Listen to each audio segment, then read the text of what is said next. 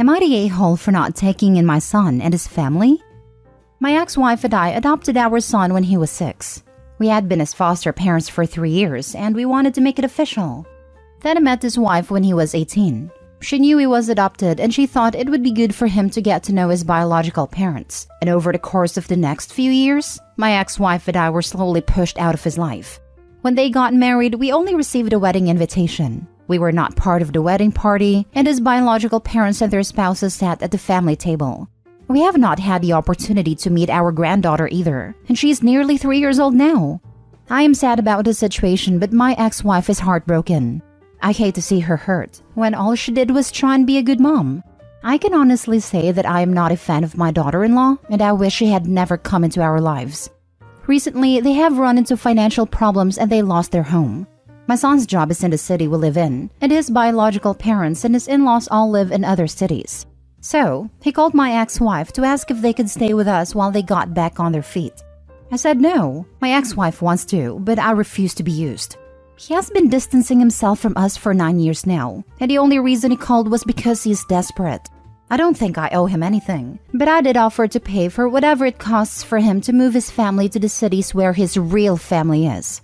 His wife called me to scream at me, saying that I'm abandoning my son and grandchild. I just said that since he didn't think of us as parents when they got married and had a child, then they should not think of it that way now. Then I blocked her. My ex-wife says that I'm being too harsh and that I need to forgive them. But here's the thing, I don't think it will change anything. All that will happen is that they live in our home and then they abandon my wife again as soon as the chance presents itself. Edit. He was removed from his biological parents because they were very young and it wasn't a good situation. If they had been older or more stable, I'm sure they would not have severed their parental rights. To make it clearer, his mom and I are divorced. She is in an extended care facility and he cannot live there. I kept our home, and I'm still friends with her and we see the kids together as a family. I still care for her deeply, but her condition wasn't something she wanted me to deal with. Our son didn't even know we had separated when he called her. Now for the top comments. Info. Over the course of the next few years, my wife and I were slowly pushed out of his life. Why? You raised him for 15 years. Did you have a good relationship with him? I thought we did. I have racked my brain trying to understand what happened, and the only thing I can think of at all is that his biological parents are the same race as him and his wife. This reply kind of makes me feel you treated him as a different race than you. The only reason you can think of is the same race? Not anything else? I'm sorry, I don't quite believe that. His behaviors are screaming trauma without help. Now maybe that trauma came from when he was placed into foster care and just never got dealt with. Or maybe it came from your time with him, but I highly doubt it's only because of race. We raise him along with other foster kids and our own biological children, all of whom we see on a regular basis.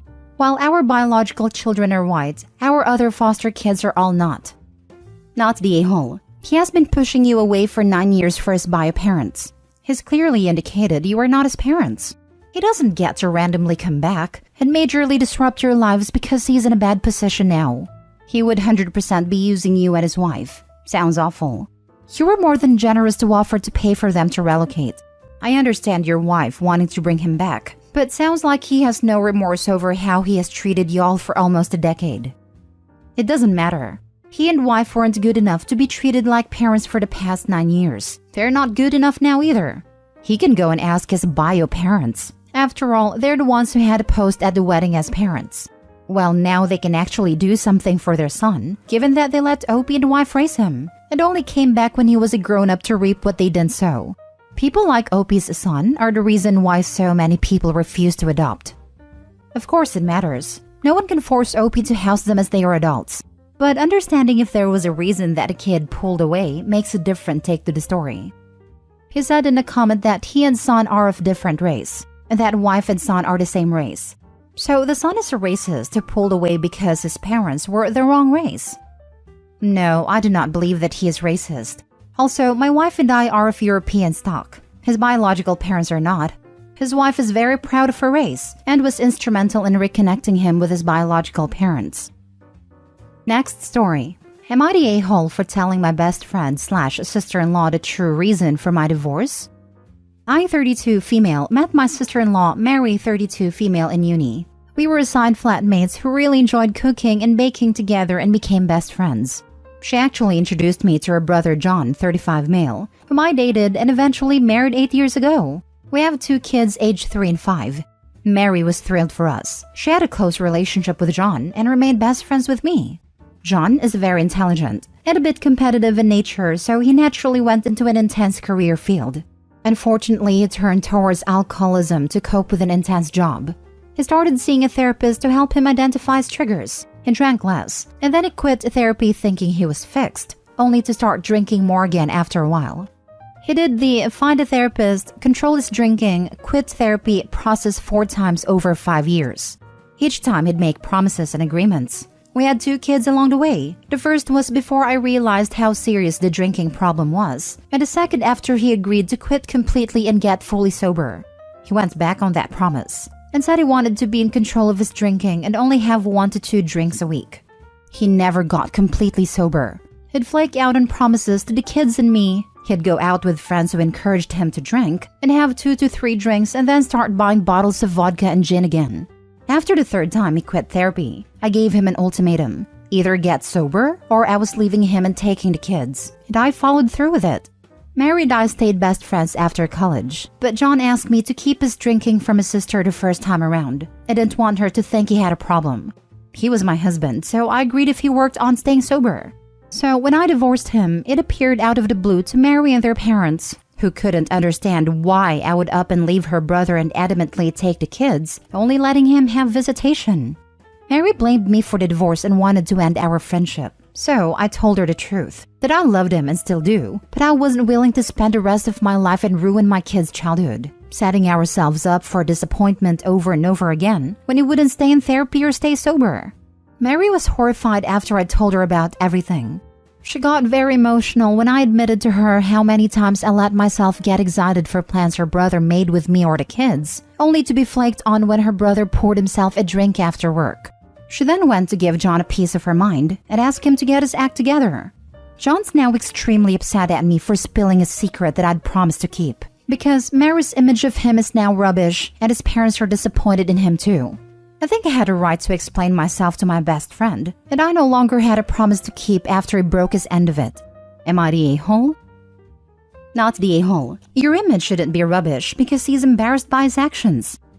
Thank you. He's extra upset because the most recent weekend went to Mary's place for dinner and she gave him a sobriety check before letting him in, and he feels like I made Mary treat him like a child when he'd always been her older brother. I was admittedly unsympathetic, but that made it even worse. The only one that made his sister treat him like a child is him. Alcoholism sucks, and having family members that are addicts and alcoholics suck. But it is and will always be their choice to pick up the bottle or the other drugs. Not the a-hole. What did your ex-husband expect? That you would take the blame for the divorce that happened because of his actions? To keep his reputation clean? What has he done to deserve that? No, you shouldn't be expected to keep such a secret for him. Not the a-hole. You did not deserve to lose a friend over the consequences your ex-husband chose. Also though, true alcoholism is a progressive disease. It may one day help this man, the father of your children, that his family knows what is going on with him. It is not your job to enable your ex, and protecting the secret is a big form of enabling. I hope your ex will one day be able to attain sobriety. Go in peace. Next story. Am I the a-hole for loudly calling a woman a creep when she wouldn't leave me alone while I waited for my daughter? I'm a single dad to 3 kids and my youngest is 6 female. My ex's parents sent her money for her birthday, so I took her to the outlet store so she could pick out what she wanted. I'm used to gawking and suspicious stares when I'm out with my kids. When we got to the outlet, she had to use the restroom. The family restroom was occupied and she really had to go, so I sent her into the ladies' room. I waited right outside of the doorway, just a little off to the side so I couldn't see in when the door opened but would be right there when she came out. While I'm waiting, a woman had come up, gave me an odd stare and asked why I was just standing outside of the ladies' restroom. I explained I was waiting for my daughter to come out, and she offered to go inside and watch her. I declined because I have had one too many negative experiences with people who said they meant well, only to try getting my kids to admit I was kidnapping them, sneak them out to safety, and the like. That nonsense gets exhausting, though I understand their intentions are good. She asks why not? Where's their mother? What's my daughter's name? What does she look like? Giving me this whole shakedown. So I get fed up and loudly go, "Lady, stop trying to creep on my kid in the restrooms." I got her to leave me alone and she left. My kid came out, we went to the store she wanted, got her a bear maid, and went to pick up my other 2 kids. I aired my frustration about the incident and similar ones to my parents. My father got a kick out of it, but my mother felt like I shouldn't have done it. And embarrassing the woman like that was a step too far when she was trying to look out for my kid, so I should have just answered her questions. Now for the top comments. Not the a-hole. Fathers are parents too. And taking little girls into a men's room with urinals is not a good choice. She asked why you were hanging outside a lady's toilet. You answered once, and that was enough. Forget the urinals. It's the finding a stall that hasn't been wrecked that's the challenge. I have had to take her into the men's room before, and guys were pretty good to clear out ASAP so I could go in. As a woman who has used a men's stall clubbing, I can honestly say the women's bathrooms are sometimes way worse than the men's. Women's bathrooms aren't necessarily cleaner. But I do understand your pain. My brother is a single dad 50% of the time, and it felt like this when his daughter was younger. It's so sad that men are made to feel creepy with little girls. You're just a dad. It's not creepy. You told her you were waiting for your daughter. That's enough. After that, she should have just moved on. But you also know when you're feeling judged. She has zero right to keep asking questions. You're a big boy, that if you wanted her to check on your kid, you would ask. Not the a-hole. Honestly, the truth is there are some kids in these bad situations, and they do need help from a stranger. It does happen. But the flip side is, if a stranger does know your kid's name, they can use that to abduct your kid. That happens too. So as a parent, you're well within your right to tell anyone to screw off, jog on, and leave your kid alone. Not the a-hole, but I'm curious. Why would you get suspicious stares when you're out with your kids? Being a single parent isn't some weird thing. Being a single dad out with my kids, it's all too common to think I'm ambitious enough to kidnap 3 whole children from their mother. Or I'm babysitting and giving her a day off.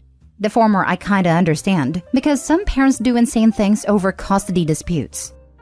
This gave me a giggle, because legit 3 whole children and they all casually just follow you around, no questions asked. I fed them once, now they follow me around like stray cats. Last story. Am I the a-hole for not wanting to lie to my son for the sake of family harmony? My parents always wanted grandchildren, and both my brother and I wanted children, but both of us ended up facing fertility issues with our respective partners. My wife and I eventually decided to start working with a surrogate. Our parents are old-fashioned, but they tried to be happy for us. My brother also tried, but his wife did not. His wife is as against the concept of surrogacy as it's possible to be. It always has been. We found a friend who was willing, and we now have a son. Sister-in-law went crazy. She spent months blasting all of us how horrible we all were, that we supported all sorts of terrible practices because we were doing this, etc. She refused to go to our baby shower or see us in the hospital, but she did send a new mom kit meant for our surrogate, with things to help a pregnant person recover from childbirth. My brother apologized for her but said he couldn't change her mind. A few months later, my brother and his wife announced a spontaneous pregnancy after more than 5 years of trying. Our parents were thrilled, and so were we.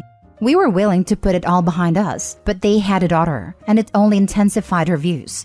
She refused to bring the baby over for holidays or meet her cousin because she refused to have her daughter raised to view women as objects. Years later, she softened to have our parents around at least, without us. Now, my parents want the whole family together again. She's agreed to a compromise that she's willing to do holidays and family outing, as long as we never tell the children that our son is from a surrogate. Our parents think we should do this, because she has a point and they were always uneasy with it.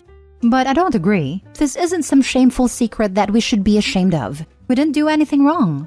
My wife is adamant that we shouldn't but wants our son to have a cousin. My parents are calling me as much as I'll answer, to beg me to consider. My brother just wants the tension to stop and isn't going to fight with her anymore. Not the a-hole. Your sister-in-law can just mind her own business or just get lost. Yep. Your child should come first, and if he later finds out his origins were some dirty little secrets, he's going to feel like he's a dirty little secret. Don't do that to him. The extended family can eat rocks if they think this is a solution. Sister-in-law is flat out crazy. You better believe she's going to make some hateful or belittling comment to your son in the future if she feels this strongly. So do your son a favor and spare him of that. And a likely possibility that if he does make friends with a cousin, it'll be ripped away later when sister-in-law starts in with some other new wild demand. Yes, this right here. This woman has acted insane over something that's not her business for years. There is no way she's going to bite her tongue when the child, who is the living representative of this thing she unreasonably hates, is in front of her. And even in the unlikely event that she did, she won't do so in front of her child, who will pick up on that attitude and act on it towards Opie's child. Opie ought to cut contact for the sake of their child. Not the a-hole. I guarantee lying to your child about their origins will cause divide in that relationship. What is more important? Sister-in-law and her precious views? Or building an honest and open relationship with your child? Children survive without cousin relationships, and they thrive better without people who don't like their existence because they came in a different way. All of my cousins lived far away from me and I only saw them for a week every few years. Had none since we were in our teens. Children can and do get along fine without being with their cousins. But once a lie is exposed, that's much harder to come back from. Sister-in-law's nuts. The truth is likely to tear the family apart, and sister-in-law will be prompt to blame you. Since no one wants to stand up to her, do not expect support. Sad situation.